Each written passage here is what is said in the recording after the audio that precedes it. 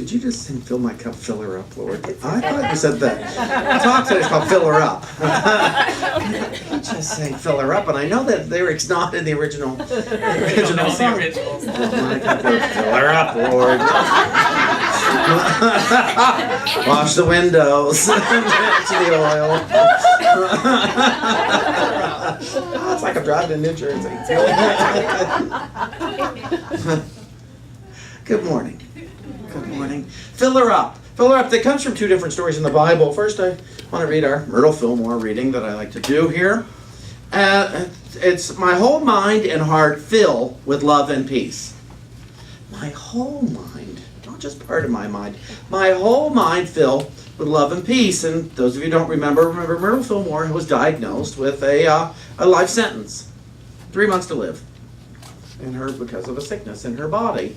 And she thought differently and decided differently for herself. She can't decide it for another. She could decide it for herself that I don't like this diagnosis and I'd like to look into alternative thinking, an alternative diagnosis.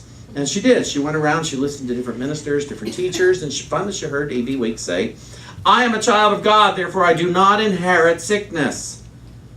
And she lived another 45 years. We're here high above the Ford dealership together today as a result. But she says, "I did not let any worried or anxious thoughts into my mind. And I stopped speaking gossipy, frivolous, petulant, angry words. I let a little prayer go up every hour that Jesus Christ would be with me and help me to think and speak only kind, loving, true words. And I am sure that Christ is with me because I am so peaceful and happy now." Now let's remember something. In Unity, we do not teach Jesus Christ as a man. We teach Jesus Christ as a consciousness. Because metaphysically, there's Jesus, the man. There is Jesus Christ, the awakened man. And then there's Christ Jesus, the resurrected man. Represents us in three phases of being. So when she says Jesus Christ, what she's talking about is the awakened part of me. That's what she's talking about there. She goes on to say, thoughts of peace and real understanding, love on the part of those near and dear, and careful study to determine just what is best in all ways will do away with fear and all of its undesirable results. Just let your whole mind and heart fill with love and peace. Now that's interesting there. Thoughts of peace and real understanding, love on the part of those near and dear, and careful study to determine just what is best in all ways. We are truth students. That means we need to study our spirituality. We need to get understanding of the laws of love, the laws of peace, the laws of health, the laws of harmony, the laws of wealth, the laws of abundance. We must do study. We must do our research. To remind us, we're spiritual scientists. We take these theories and we mix them up to see what works for us so that we may prove the theory and that it no longer be a concept, but a reality in our lives, active and present and in movement. Because it's nice to know about all this stuff. It's lovely to know all about it. It's insufficient. It is knowing about it will not cure what ails me. Knowing about it will not prosper me. Knowing about it will not give me harmony. Knowing it as one who has authority, as one who has practiced it and proven it true. That's what cures what ails me. That's what prospers me. That's what gives me harmony and peace in all situations. That's what allows me to know the next right thing to think all the time, the next true thought. As I'm letting this true thought go, the next true thought is coming in all of the time. How do I do that? Fill her up. Fill her up. Prayer, meditation. How many here have ever been really well and prayed up? And then you let it dwindle down, you used it up, and it was wonderful. The whole time you're using it up, it's great, I feel so good, I know exactly where, and then all of a sudden one day, The well has drawn dry. The vessel is empty. And it's like, I didn't know it would empty. I stopped filling her up on a daily basis. I forgot. As Lee said, it's like, I got it from here, God, thank you. And I stopped because it got so good, I thought the good would never end. It's like winning the lottery. And you think that money's never going to end, and suddenly it does. You wouldn't think you could run through $60 million. And it's like, or $100 million. You wouldn't think. I was at a church out in Palm Springs last year, and the minister there was talking about someone who worked in their office who had won a $67 million lottery. And at that point, she was back working in the office because she needed the money. Wow. You know, it's possible to go through if we do not fill her up. Fill the tank up with divine understanding, with divine knowing. Now, there's a Bible story. There's two Bible stories I'm going to talk about. One comes from the Old Testament, and one comes from the New. The first one is from 2 Kings, chapter 4.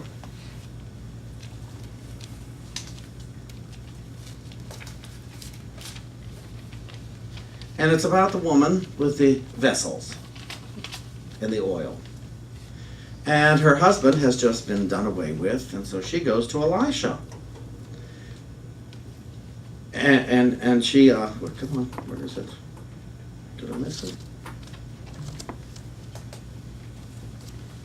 I just hate when I do this. Oh, it's actually, okay, yeah, it's chapter 4, and it starts over here. She says, a creditor has come. My husband has died. A creditor has come, and he's going to take away my 2 children into slavery to pay the bills. And Elisha said to her, what do you have in the house? And she says, there's nothing in the house except a jar of oil. Fantastic, he says. He says, go outside and borrow vessels from your neighbors, empty vessels, and not just a few. We're clear here. Empty vessels and not just a few means a lot. Go get a whole bunch of empty vessels. Okay. Then go in and shut the door behind you and your children and start pouring into all these vessels. When each is full, set it aside. So she left him, shut the door behind her and her children, and they kept bringing vessels to her. And she kept pouring. When the vessels were full, she said to her son, bring me another vessel. But he said to her, there are no more. And then the oil stopped flowing. She came and told the man, and he said, go sell the oil and pay your debts, and you and your children can live on the rest. Now, what's interesting about this is we're not told how the oil kept manifesting, how it kept flowing, we're not told there. That's where faith comes in. We don't know how our good is going to multiply and multiply and multiply. It comes from the invisible source. The invisible, but when I run out of vessels, it stops flowing. And I need to keep filling. That's why he said get a whole bunch of empty vessels, not just a couple. You need more than that. And so this lovely vessel, did you know that you and I are infinite vessels? It's not just the body we're filling up. We're filling up the mind with the reminder of who and what we are. We're filling up the mind with the memory of light, the memory of wisdom, the memory of truth, the memory of infinite possibility.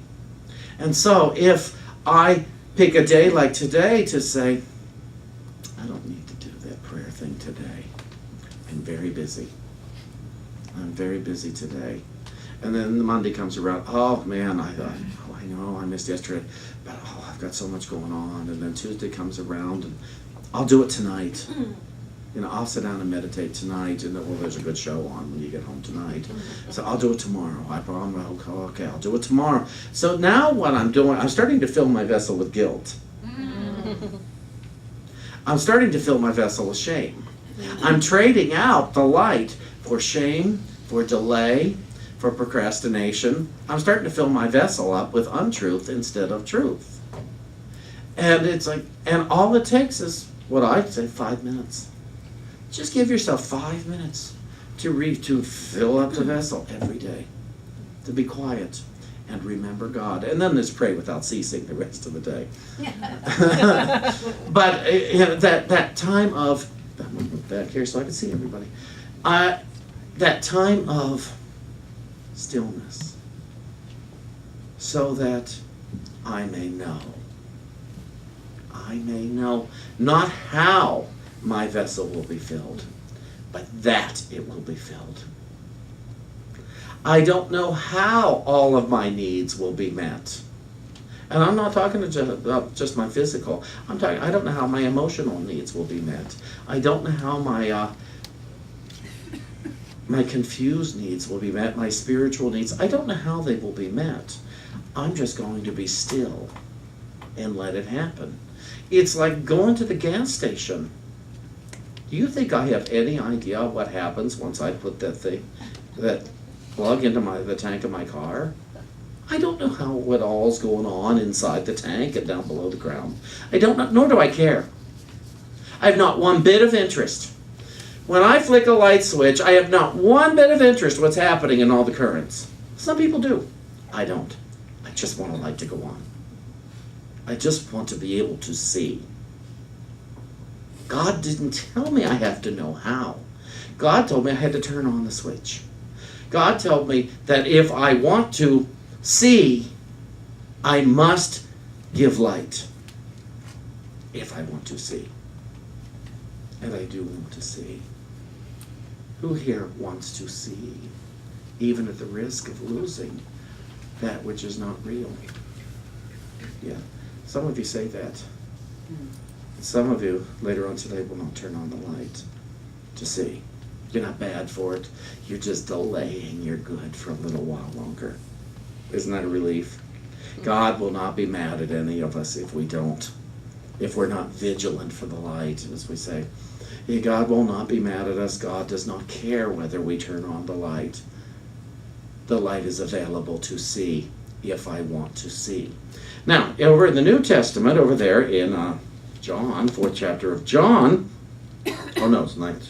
It's the 4th chapter of John. And it's about the woman at the well.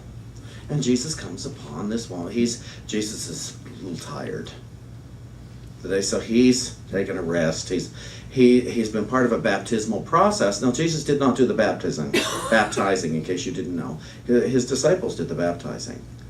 But he encouraged those to cleanse their mind, cleanse their body, cleanse their lives, as it were. And so after a full day of preaching and what have you, he took a rest. And he's sitting here by the well. And along comes a Samaritan woman. The Jews and the Samaritans, not so much. There was great prejudice there. Great limited thinking. Don't ask me why, I don't care. That's not the point of the story.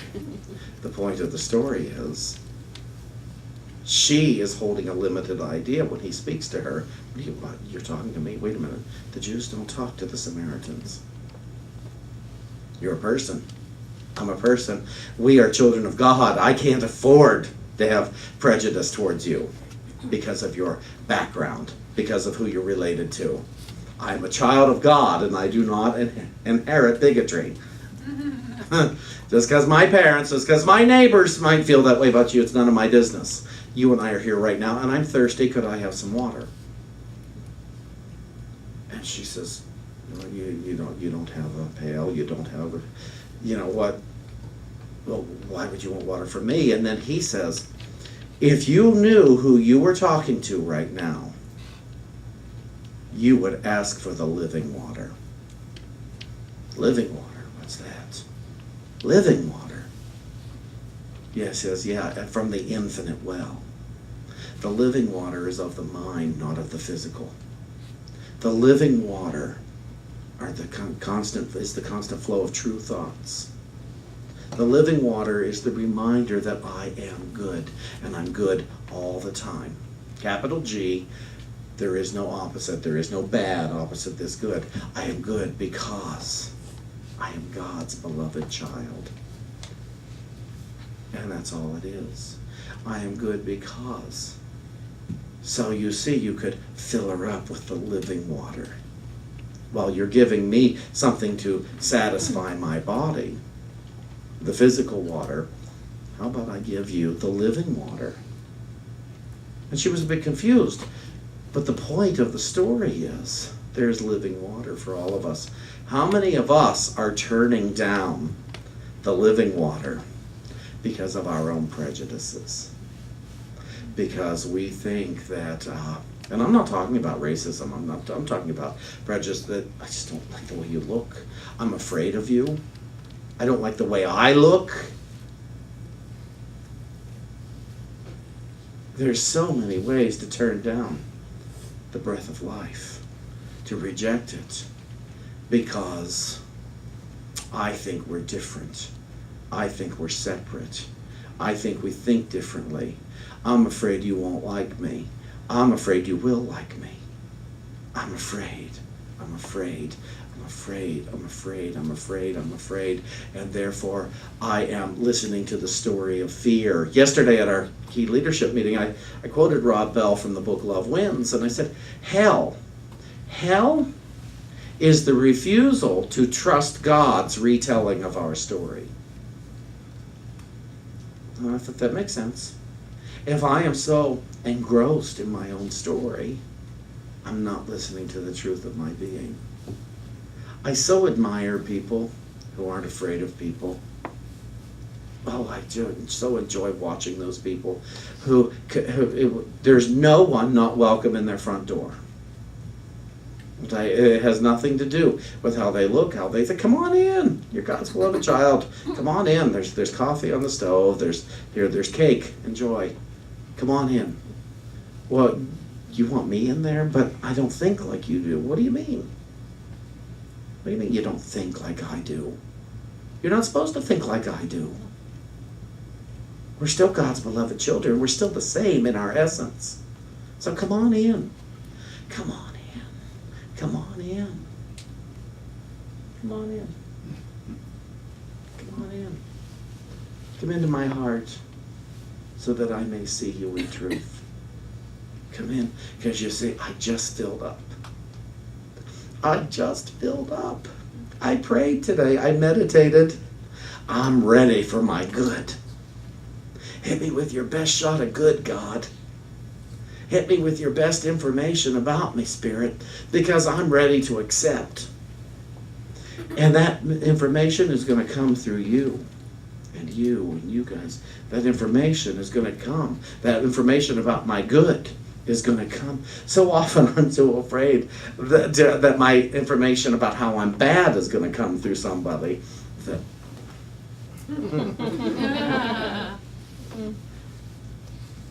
And then suddenly somebody sees my light that I didn't even know I had.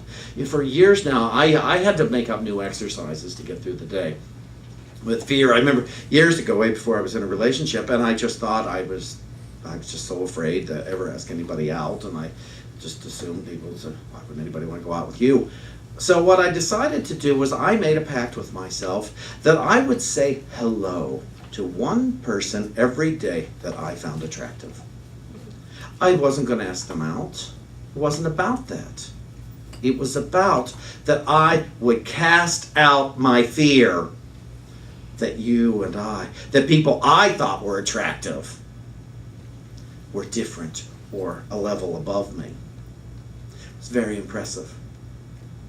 Every single one always said hello back. Every single one. Because there was no agenda other than connection. It was no longer trying to get validation from people. It was no longer trying to get something from somebody. There was merely, I'm ready to connect now. I am worthy. I don't have to prove my self-worth. I am worthy. I'm worthy of the kingdom right now because I filled up this morning. I filled up my tank today. Who here is prepared to fill up their tank today? And if you're not, it's okay. But consider it. Consider taking the time every day. Yesterday in our in our class. There was one of the lessons that we studied, which is, I am vigilant for the light. And so one person said, well, that's hard, and then realized, oh, I do that. Every morning I wake up, I get on my knees and pray. I read literature. I make phone calls. I am ready for I am vigilant for the light. I fill up my tank.